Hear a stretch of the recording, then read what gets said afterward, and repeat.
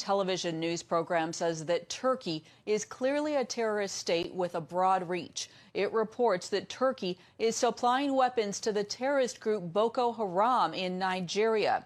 10 TV host Nashat Al-Delhi reported on a leak confirming an intercepted phone call from a few years back confirming the action.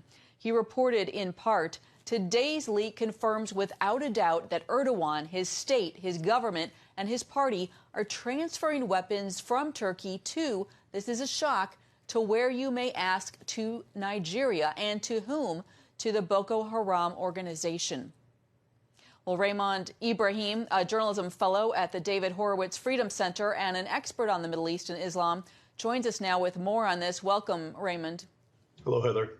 Are you surprised by this report? What's your take on it? No, I'm not surprised. And my take on it is that the actual tape that was made that you referenced and you quoted was made apparently in 2014 or 15. And it was reported widely in certain areas in the U.S. and in the West, not so much, and not much came out of it. And the reason, I think, is because Erdogan wasn't so, didn't have his fingers so much in Islamist politics outside of his own nation. But now that we've seen, Abu Bakr al-Baghdadi, the ISIS Islamic State caliph who was killed recently, and he was found just 3 miles from the Turkish border, which is in fact one of the last, or if not the last bastion of jihadi so-called freedom fighters of attacking the Syrian government. It's brought it up again, the fact that everyone is saying, well, look, he's supporting ISIS. So now we're remembering, and that was, I think, the point of the Egyptian show.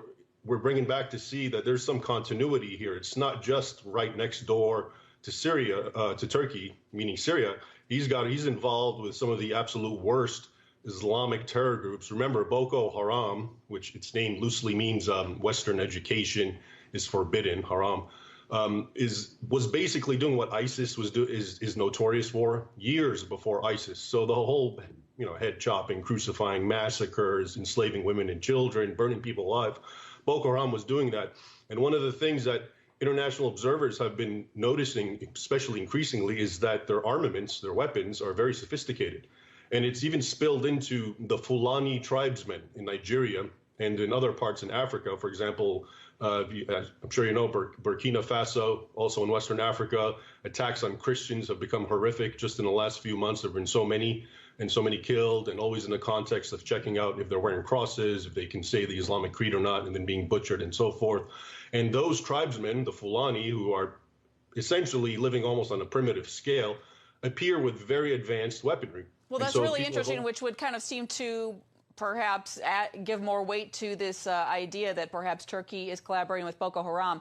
What would the benefit be to Turkey of collaborating with Boko Haram?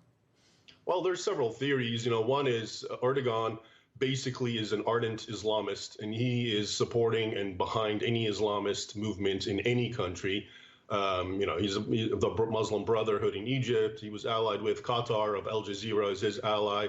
And so you can see him, he's trying to help develop these Islamist groups so they can overthrow more secular states. Though, in fact, in Nigeria, an aside that I think is important, the president himself, Muhammad Buhari, of Nigeria, who's Muslim, Nigeria is half Christian, half Muslim, has been accused himself of being behind the so-called genocide, which a lot of international groups have called what's happening to Christians in Nigeria, that he himself is complicit in this armament. So he could very well be an ally of Erdogan and so forth, and it's just some sort of Islamist overall coalition globally. I want to ask you, the President Trump, of course, met with the President of Turkey yesterday. Do you think he's aware of these kind of ties to terrorism? And what are your thoughts on that meeting yesterday? Well, in general, I think, what he's aware of is really hard to tell. But I think the meeting in general, Trump and presidents won't necessarily bring up all these things, obviously. So when he met, for example, in Saudi Arabia with the king and so forth, he doesn't really mention human rights abuses and so forth for whatever strategic tactical reasons. So it's really hard to predict, but I think he needs to be aware because Erdogan's he's got his fingerprints everywhere now. It's not just Syria, which is very obvious, but now there's older evidence of him involved in Nigeria and also in Turkey itself, the Christian population, the minority there. And remember, Turkey was originally entirely Christian. It was Anatolia. it was actually where St. Paul wrote all his epistles to. They're really being treated badly and discriminated against, and a lot of hate preaching in Turkey is increasingly against Christians and Jews. Definitely Turkey's going down the wrong path with Erdogan, though many Turks themselves remain committed to the Ataturk ideal of secularism. Well, we are out of time, but Raymond Ibrahim, thank you for your time and your insights here. Thanks for